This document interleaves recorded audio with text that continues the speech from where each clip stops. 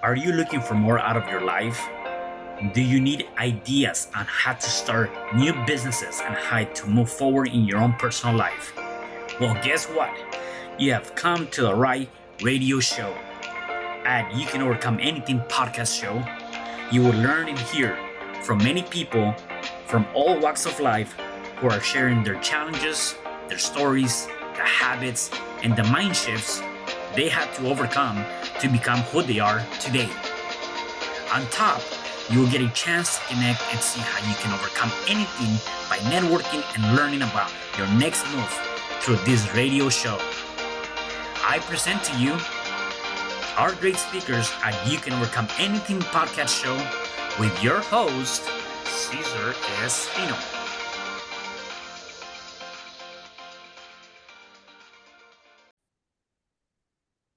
Hello there, and welcome back to another episode of You Can Overcome Anything podcast show. It is your host, Cesar Espino. And today, my guest is a founder, CEO, and a guide of Barta Business Group based in Helena, Montana, in Denver, Colorado. Through his 35 years of business experience, he had learned that most businesses are great at their craft, but not great at the financial back of the house activities. He and his team of professionals guide business owners in making the best decisions to grow their organizations so they can focus on doing what they love in their business. They serve clients through the United States. He takes pride in being a certified wilderness first responder for the past 23 years. He once golfed a hole in one immediately after a 21-mile mountain bike ride and touts climbing Devil's Tower in his scariest outdoor adventure. He is a mountain biker, telemark skier, and hiker. His favorite personal passion is sharing life's adventures with his wife and their dog. It is my pleasure to introduce to you Dean Barta. Hey, Dean, how are you?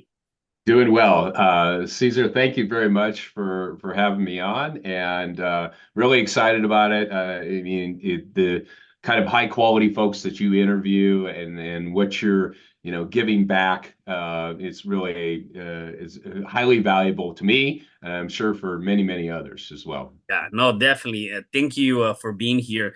I always like to start with because again, people to this time, they've gone through a lot of different challenges, and they're definitely in a different place. Except I believe that it didn't start it there. So I always like to kind of go back a little bit about and learn a little bit about their background. So tell me a little bit about your upbringing and where you originally from, and how was that for you?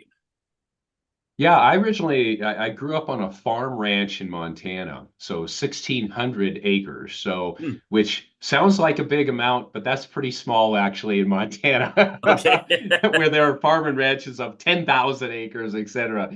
And my dad actually was born on the farm, Hmm, so it goes way back, over 100 years, and really learned that blue collar work ethic that has served me in white collar. And farming and ranching was not part of what I desired to do at the time. I have a great appreciation for it, and really had an opportunity to work in the resort business and with my accounting skills. And so went and worked at a lot of the major type of resorts, summer resorts in Glacier National Park, Sun Valley, Idaho, Vail Resorts in Colorado, and spent 30 years in Colorado, of which 11 of those I was a general manager of an adventure travel company. And so really, in a way, kind of went from seasonal business to seasonal business, even though I was a full-time, hmm, employee. And then, started my own travel company, but always had a background in accounting and business. And then in 2014, started my bookkeeping accounting consulting company, and then really it's been around for 10 years. First on a part-time basis, but then it's been full-time for many years now.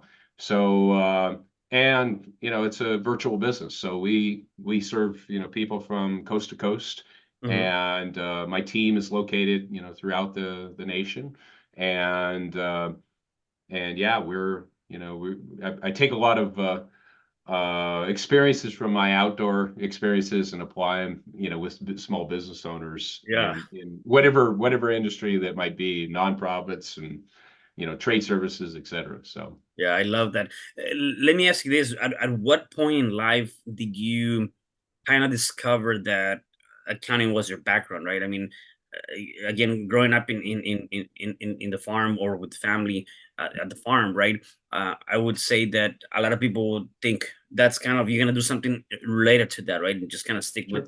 with that Mhm. trade. Where did you get your interest on one? Kind of being an entrepreneur into getting the idea of being an accountant. Well, on the accounting side, it always just came really easy to me. So even in college, I fell into tutoring people in accounting because I was able to explain it back to people in a way that wasn't about debits and credits and accrual and deferral and all the other terminology in accounting. And and really it's just that was always that kind of baseline skill that I could do anywhere. Mm, I mean, right down to you always need to balance your checkbook, right? Or your yeah. checking account. Yeah. Yeah. And so in fact that's a funny as I used to have when I was young in my career, I'd have a gal that a coworker, she would actually like iron my shirts and pants and I would balance her checkbook. Oh So wow. Yeah. because that, and I was like, well, that's she was skilled at that and I wasn't at that time. And so it was just one of those things that I just fell into. It just was a natural skill.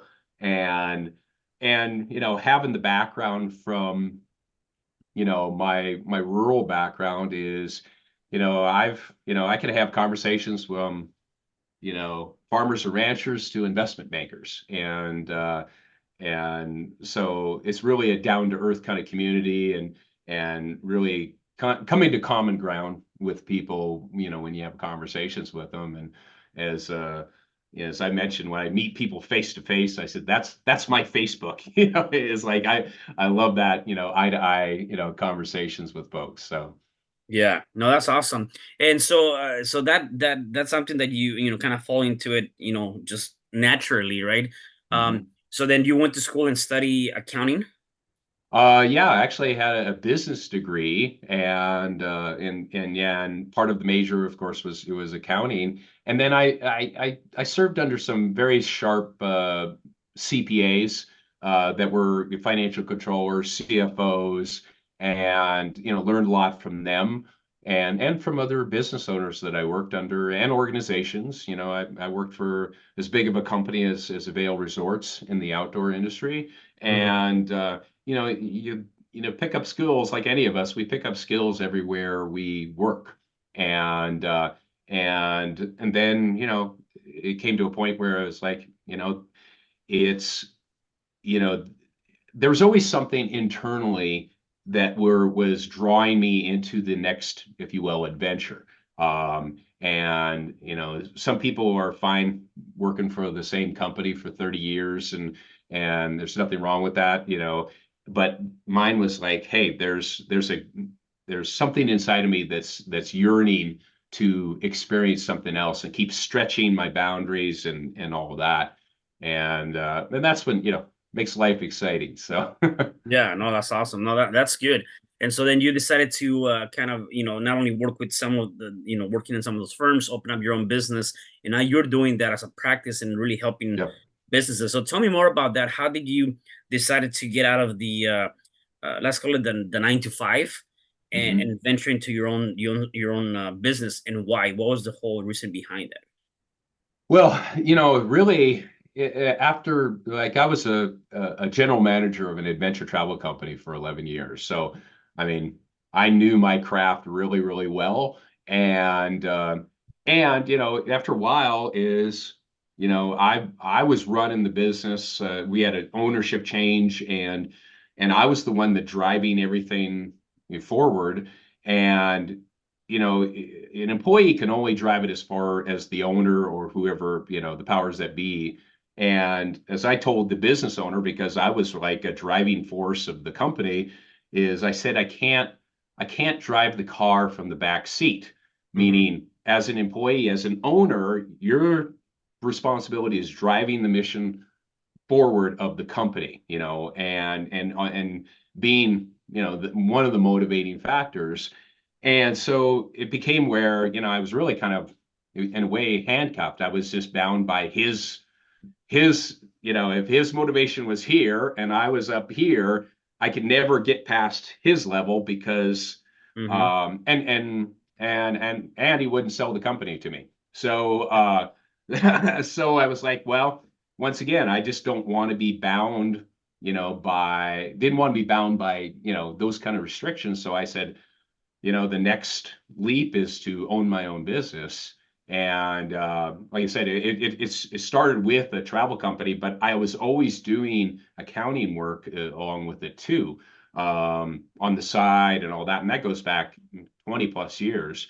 Because once again, I had a skill that, and so, but the hardest part was making that leap from a, W-2 employee into, being a business owner, because as being a business owner, there's a whole other set of challenges and a whole other, and sometimes the worst boss you could have is yourself. So Yourself. Yeah.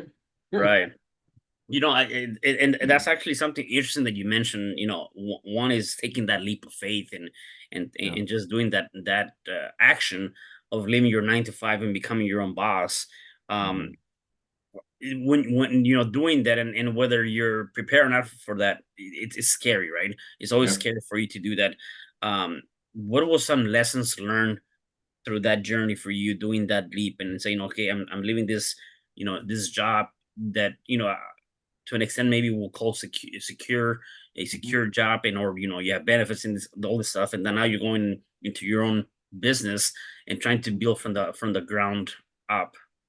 Tell me some of the challenges and lessons learned there. Yeah, well, actually, when I was in the process of making that decision, what was parallel going on at the time, I was guiding a trip out in South Dakota, and my co-guide and I decided, in addition to the trip, we would climb Devil's Tower. So, if anybody who's heard of Devil's Tower in northeastern Wyoming, it was in the movie Close Encounters of the Third Kind. It's this, Mhm. volcanic, quite, massive monument. Um, and so and that was the most challenging climbing that I've ever done before, even though I have a background in search and rescue and all that. Yep. And so I tell this story because it's very similar to starting a business. We were on top, we got to the top. Well, the challenge for a lot of people is the rappelling off of a tower that's 750 feet off the deck. and Mm. uh, and so my climbing partner, who was very accomplished, he rappelled down, and my mind was just racing, like as close to an anxiety attack as I can ever imagine. And I was like, oh, I don't know if I could do this, and it probably would resonate with anybody who's started a business before, all the doubt that comes up. And so he got secured to the next belay point, and he's like, okay, I'm ready. And I was like, okay, I got to do this, you know, hooked in, into my belay device and all that. Took some breaths and stuff like that. And part of rappelling, if you've ever rock Mhm. climbed or rappel before, is the key on rappelling is leaning back, like Yep. basically leaning into the fear. Okay, Right. and really the key, because I shaky knees, the whole works happening. But the key was just breathing and just focusing on my 6 feet of world. Okay. Not the 750, but being in the present of that Mm. 6 feet at a time. That's how I experienced it. And so that really translated into having a business. And here are the key components I've learned is one, having support from other people, my climbing partner. I think most business owners, they go into it thinking, okay, I have this vision and all that, and they do not reach out with enough support. Okay. You got, this is a team effort, the word self-made, whatever business owner. No, it's never self. I mean, you're certainly your motivation, but there's always someone that's propping you up or encouraging you or maybe kicking you in the butt or whatever it might be. So that's one is, having support around you. And I have a friend of mine that she started a travel company. And if you would compare our background in adventure travel and all that, you would think, oh, Dean, you're going to be, you know, successful just because of your background. She had, you know, let's say not, as a resume like mine, she had a lot of good experience, but she had better and more support. And she has a thriving student travel business in Cairns, Australia, and it continues to grow and thrive and all that. And so having the support of a team is really really crucial. And the other part is, don't get too caught up in the fear of the future. It's just like, hey, what can I focus on now? What do I have control of today? What do I, and you still want to plan. Plan is very, very important. And, just stretch goals and all that. But really just being able to, like, hey, what do I have control today? Or let's focus on that person or that client today. What does that client need today? Um, and being responsive to that. And I think those are the two main things, is just staying focused and having a good team around you. I love that, and the idea of just knowing those two elements, I think they're huge, and I think part of that is, again, when we're looking at what kind of support system we have, who are the people that are around us that are helping us, right? I believe that's huge, and it kind of reminds me of Jim Rohn talking about the average five, right? And so kind of having that average five, or the people Right. that are really there to edify you and help you through the journey, not necessarily competing with you, more so helping you, even if they're in a different place. And then I also like the idea of focusing on today. And one of the things that I've always talked about, and I say this a lot, is that we're here today and we're gone tomorrow, right? We don't ever know. We never know when there's gonna be that time.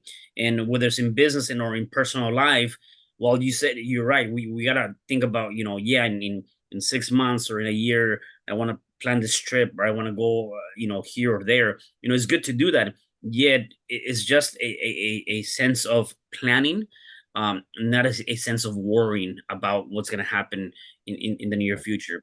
And we gotta focus on really this moment, this second, right? Which is what counts. And I believe that the choices and the decisions that we make today, whether in business or in your personal life, will determine the quality of life or business that you're going to have in the future, right? And so we definitely want to stay focused with that. The second thing you mentioned, uh, in terms of kind of leaving your job and venturing into your own business, which I think is huge. And I want to see if you can give me an advice in terms of that. Is you said that you were really good at what you were doing. You were the one running kind of like the show, Yeah. and probably there was a sense of not so much being appreciated for your efforts and your work, or whatever might have been going on with the company, right? Or the jobs you were had. I believe that a lot of people are stuck with that, and a lot of people are the ones that are probably moving that company or that department or that business or wherever that might be. Yeah. And there might be the ones that are kind of holding it together and also moving it forward. Yet the challenge is that they still don't believe deep down that they're good enough to say, you know what, let me take this knowledge, let me take what I know. I know that I'm doing a good job. I know I'm driving this company or this department or this whatever division. Let me take that, and instead of going to apply this at a different company and find a better job, what about if I just take this and do my own stuff, do my own Right. business, right? And I think that's the challenge. So what would be an advice for you for someone that is in that place that they know they're running it, and instead of going and looking for a better job, what about if you just jump, take the leap, and get to your own business? Yeah, I kind of go back and forth with this, Caesar, Hmm. because there's like, hey, jump and then you'll build the strength of the wings on the way down. Yeah, and you'll also, like, hit the Well, rocks and think, right. there's and some people can do that. And there is a lot of merit in saying, hey, I'm good at this. I know what I'm doing at this company. Hey, let's do it as a side gig. Okay. And I don't know if it was Jim Rohn or someone hey, when your side gig gets bigger than what, Yep. I think it might be like 75% of what your Right. current, then make the leap. Because, there's True. the realities of, hey, if you have, kids and there's health insurance and all this other stuff that are, you're doing the responsible thing for your family, so, and then you're like, okay, or maybe it just becomes, hey, that's a side gig, and you're making 60% more than what you're, or it might be something even creative. Maybe you compose music or something like that, this job is very technical and, between the ears, but hey, my side gig is what really gets my creative juices going. Hmm. And so you can kind of, if you will, have in the best world, but you're not caught in like, hey, this is all I have. But so there's a couple things, I've leapt off the thing and all that, and and been bruised and battered and all that kind of stuff too. And guess what? When you do jump, that's a high commitment level, Yeah. So, Right. but when I did do that, I was single. I didn't have the responsibilities of, caring for a family and all that other stuff. So each person has to kind of take a look at what's their level of risk that they're willing to take. And just like your just like you might desire, oh, this is okay. I feel comfortable with the risk, but maybe your wife or your kids aren't, happy with not having insurance, or, Yeah. having to cut back on the budget. So, everybody's, like I said, your family's part of your team too, right? So Right. you Right. gotta, Yeah. they have to be buy-in, because you want them to be supporting you and not being, hey, no, no, no, don't do that, and, some family members do hold you back, and you have to kind of get some different opinions, to get some, your top five, Yep. your average five, Yep. and that's very valuable. So, Yeah, no, that's huge.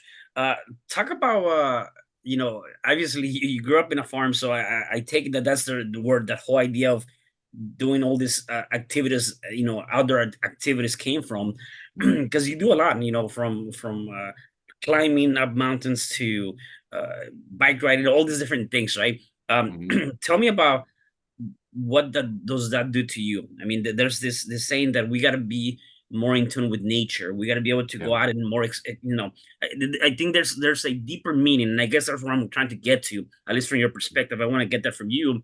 If that is, if it applies to you or other people that I've talked to, there's a deeper meaning in doing those things, in connecting with nature, in really, stepping away from your regular whatever it is that you have going on, and finding yourself, right? That self-soothing.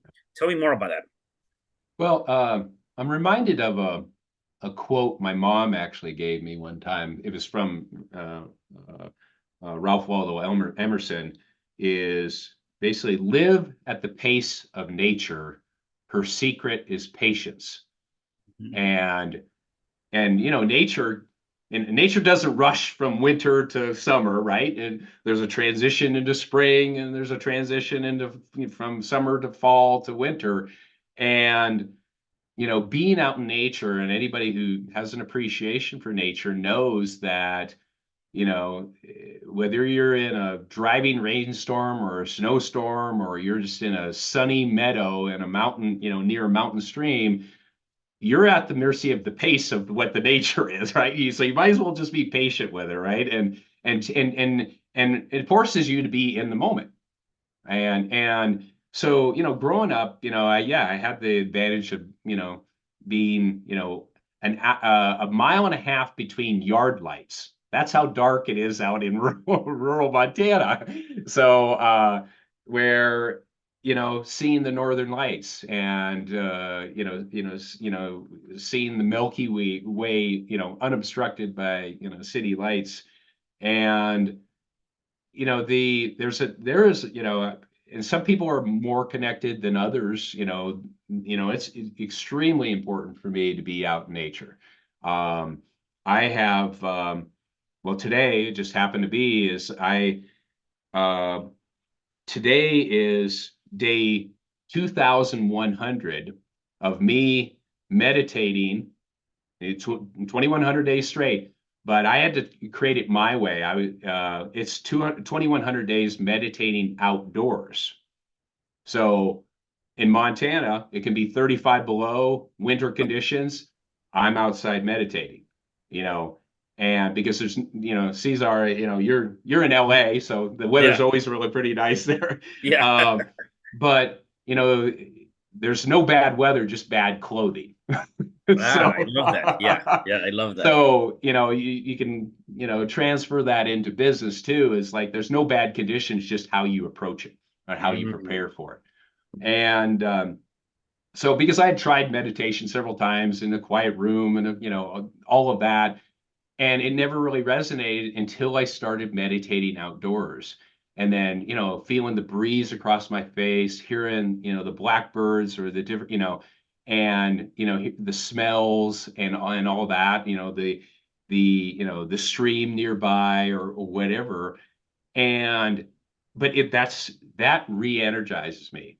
And even when I was in the travel industry, we had a lot of people that were IT tech people, all that. So here they're working, let's say, in an artificial environment all the time, but they were some of the most enthusiastic people in the outdoors because I think as the more we have technology, which is useful in our lives, but the more there is a need to be in the outdoors because it's an artificial environment being versus the pure nature. And we saw it during COVID, right? Mhm. Look at the popularity of parks and blocking off streets and having open space. People wanted to be outside because it Yeah. was more, that was, their connection. And travel industry exploded, when people could, be out traveling. For So sure. Yeah. so that's where, it's just, I think it's necessary. I think it's just imperative because we're part of the natural environment.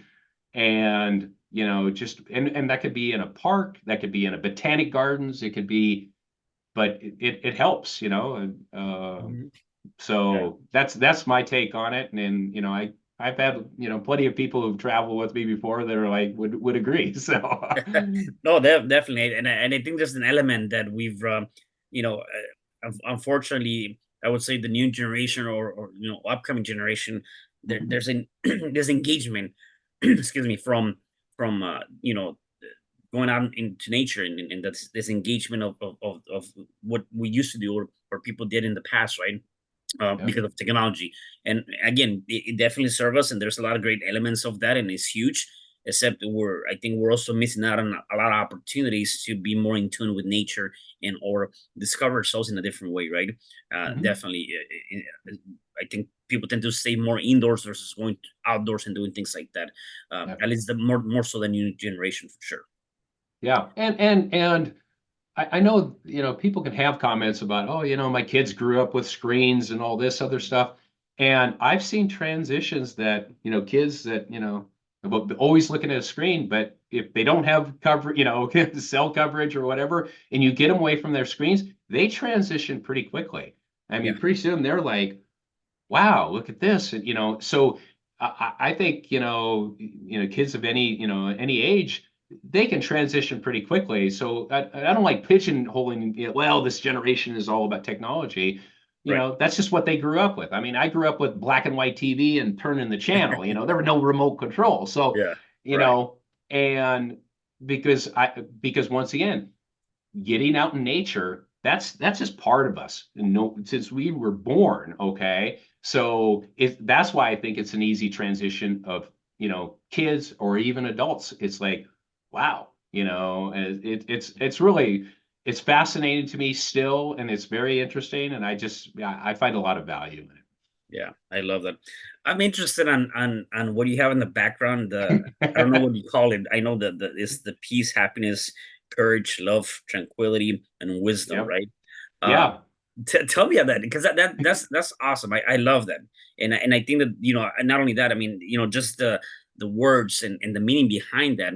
Where did that come about? I mean, that the fact that you actually have Well, that. Yeah. here's how this comes about is one, since I was in the travel industry, the map is like, Yeah. I'm not a weatherman, but I could look at every, and I'm Yeah. interested in all parts of the world. And actually the flags, my wife is a master Reiki educator. Okay.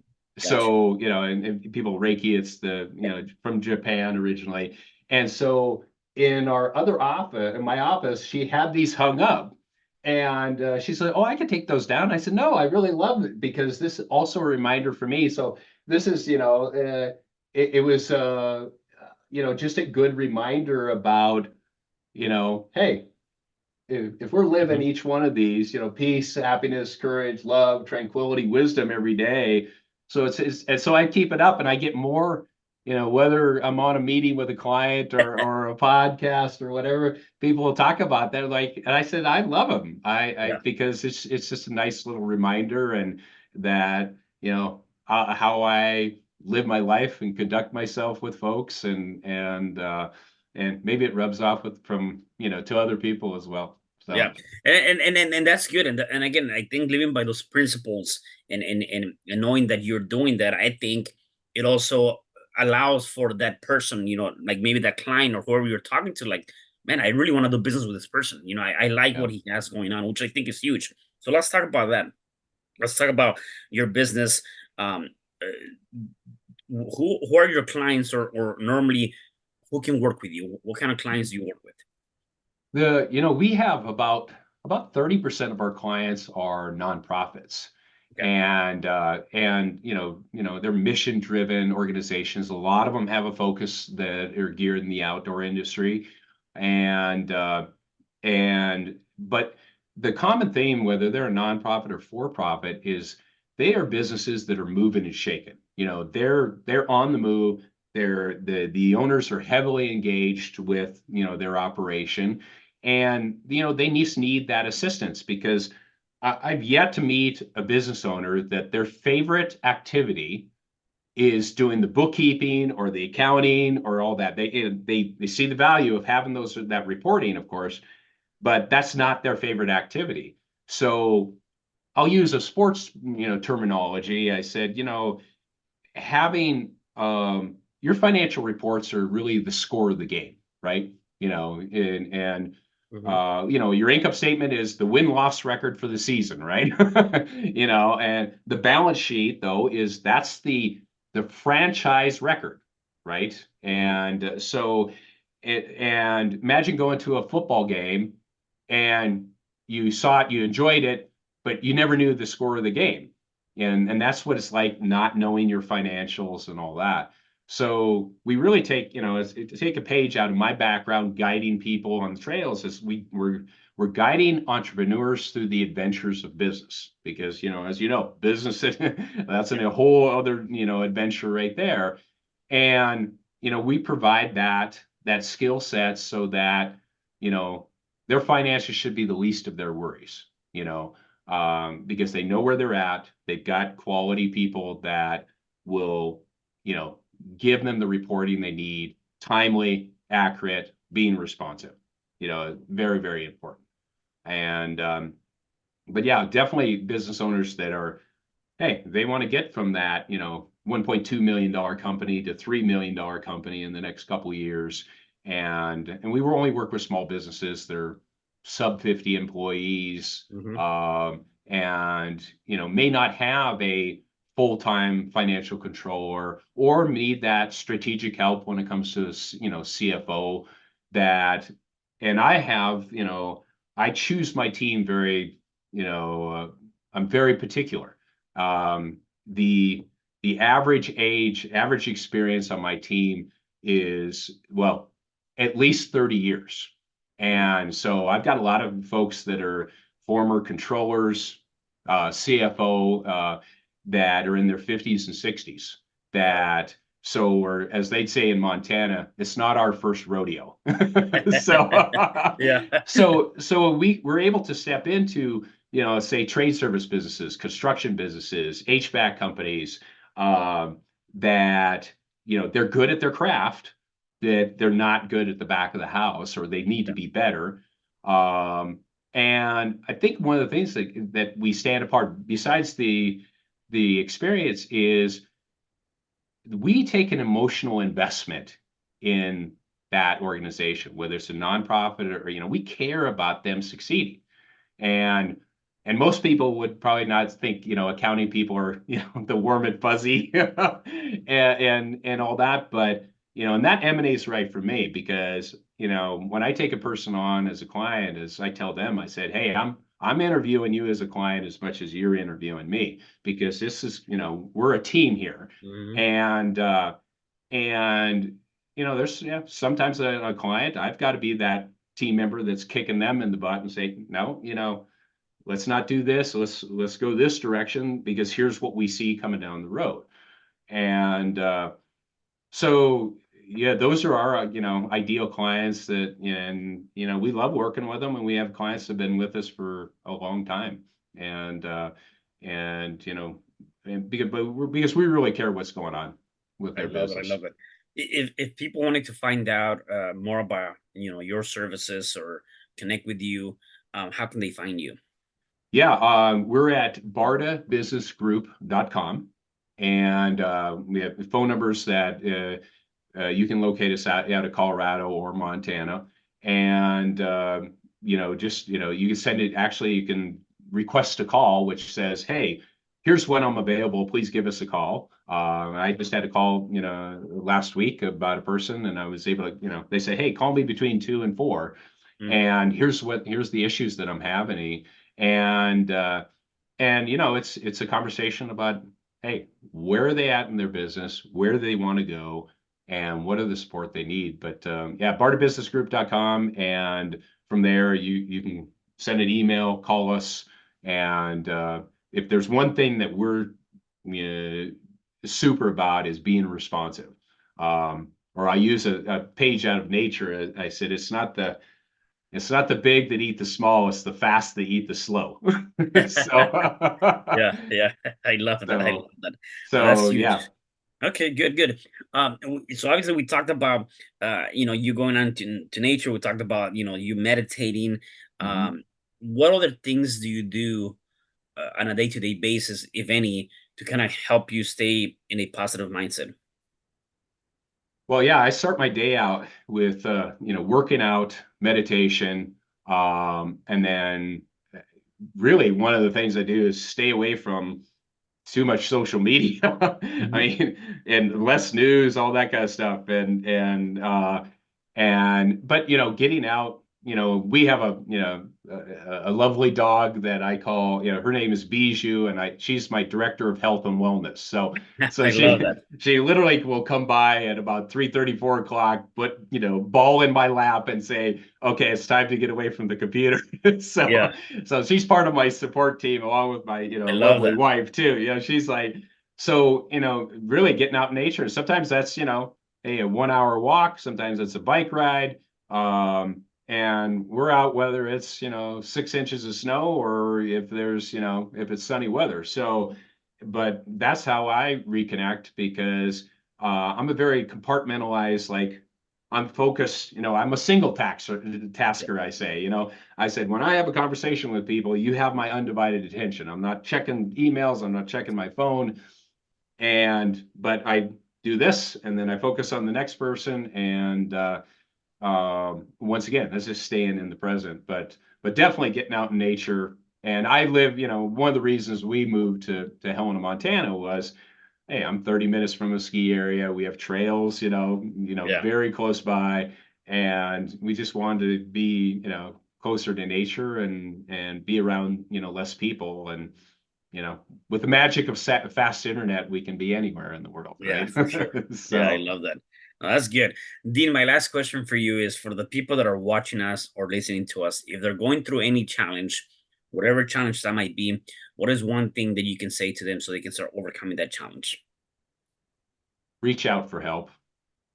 Mm. And I know from a business owner standpoint, because all you have to do is reach, if you're a current business owner or you're thinking about being a business owner, reach out to someone who's been in business for a while, because I can't think of one business owner who wouldn't want to help you, Right. because they understand the pain and suffering that can go through that.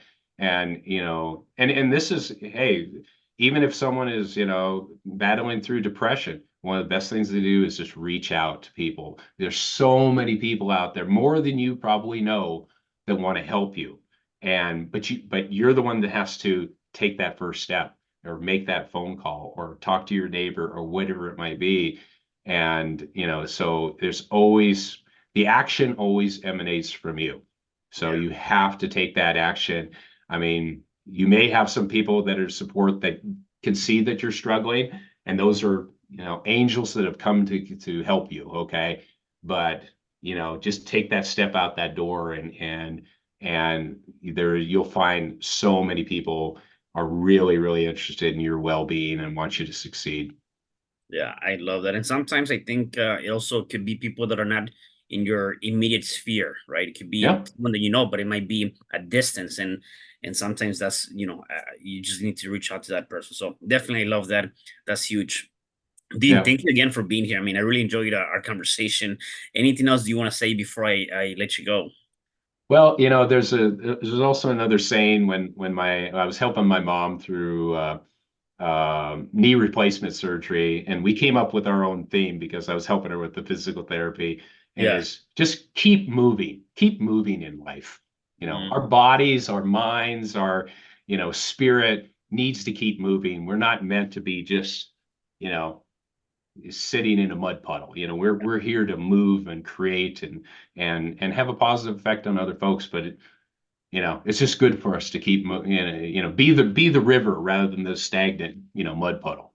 So I love that. I love that. Well, thank you again for sharing that, and you're definitely welcome. having you here. So, uh, definitely thank you for that. And for the rest of you guys, do me a favor, please make sure they share this message because somebody definitely needs to hear it. And I will see you guys at the next episode of You Can Overcome Anything podcast show. Thank you. Thank you, Caesar. Hi, I'm Cesar Espino, real estate investor, business coach, and consultant, and author of the book, You Can Overcome Anything, Even When the World Says No. My number is 424-501-6046. In my book, I talk about making the necessary changes to shift your mind for prosperity and certainty. Pick up your copy at Amazon. I also love helping families with their real estate and can purchase your house fast and all cash. Follow me on Instagram, Facebook, and LinkedIn. My number is 424-501-6046. Thank you for having me today. I am so glad you've tuned into this podcast. You can find me at your favorite podcast platform where you can like, subscribe, comment, and share. And to learn more about myself, my services, you can find me at www.cesarrespino.com, or you can also find me at your social media. Thanks for joining me, and I am looking forward to having you at the next episode. And know you truly can overcome anything.